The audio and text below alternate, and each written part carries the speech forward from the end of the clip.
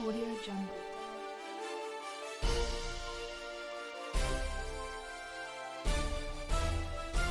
Audio Jungle. Hello and welcome to Good Morning America. I'm Michael Tejerina. And I'm Noelle Christensen. Today is March 5th, 2018. In our local news, Big Bounce America announced that they will be bringing the world's biggest bounce house to Orlando this year. They will be at Bill Frederick Park from March 30th to April 2nd. This bounce house is 20,000 square feet, has basketball hoops, a giant slide, dance floor with live DJ, and more. There will also be separate bounce houses if your family needs a different area. If this sounds like your next family fun day, then you can get your tickets at showclix.com. Last year, Big Bounce America sold out, so you need to get your tickets now. Also keep in mind, for safety reasons, there will be different times for age groups. There will be a toddler session for 3 and under, the junior session for 7 and under, and the bigger hit section from 8 to 15, and also an adults only section, which is 16 and up. If you can't make it while they are in Orlando, they will also be in Tampa from March 9th to March 11th.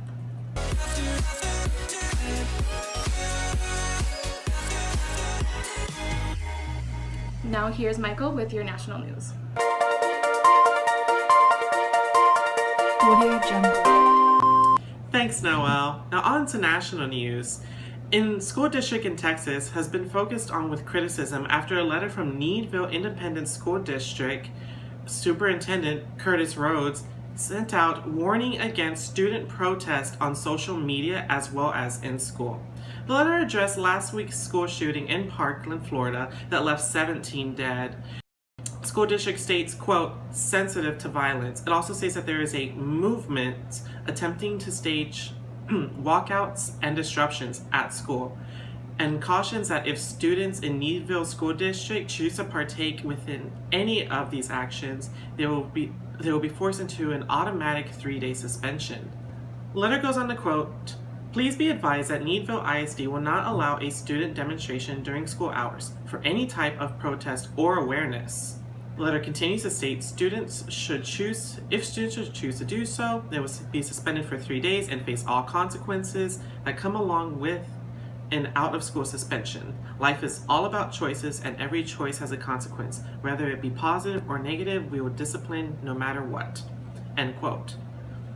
Is this what we want to teach our kids? That they should be silent and not voice their own opinions? That's a thought for the public that they should think on. Now, on to Emily with our regional news.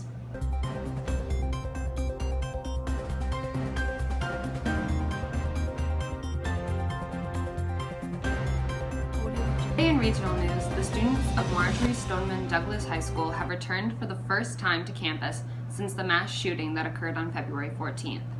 People have taken to Twitter to send their love, prayers, and encouragement to the students, parents, faculty, and staff as they start school again, using the hashtags MSDStrong and Never Again. On Sunday, teachers and staff greeted the students with heartfelt signs, and as promised, Principal Thompson hugged each student and their parents before attending a voluntary orientation at 3 p.m. Douglas High School is asking the media to please respect the students and stay away from campus, as well as not to fly helicopters over any areas with students, as many are suffering from PTSD. Classes will officially start on Wednesday on a modified schedule. They'll start at 7:40 in the morning and end by 11:40. This modified schedule will run for the rest of the week. Now on to Kellen with Disney News. Audio Jungle. Disney has officially announced that they will be releasing their own form of streaming services. They will be ending their deal with Netflix to start up their own company. While they just formed their deal with Netflix back in 2012, this site will be officially forming in 2019, which could potentially hurt Netflix in the long run. They will be losing lots of profit in this deal. This service will have all of current and old Disney television and films. It will also have some of its own original content, however. Disney could potentially be breaking the norm of the streaming platform entirely with all of the different films and TV that they could potentially add that they have in their back pocket. Some of these films include A Lady and the Tramp remake, and even a new Muppets TV show and multiple Star Wars TV shows. And now I'll be moving on to international news with Erica. Audio Jungle.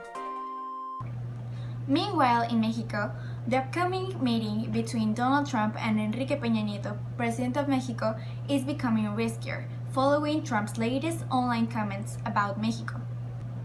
The two leaders will be meeting at an unspecified time in this week. But now, one analysis believes that Enrique Peña Nieto should call off, warning him that the meeting could be a fiasco. MS-13 gang members are being removed by our great Immigration and Customs Enforcement and Border Patrol agents by thousands, but these killers come back in from El Salvador and through Mexico like water. With that pester, it seems that there is a little to gain and a lot to lose to Mexico. With that pester, we cannot be risking to do that meeting. So, anyways, let's see what happens. And now, go back to our hosts. Thank you for joining us on Good Morning America. We hope that you enjoyed today's show, and we'd like to thank our correspondents for all their participation and their wonderful service. Audio Jungle.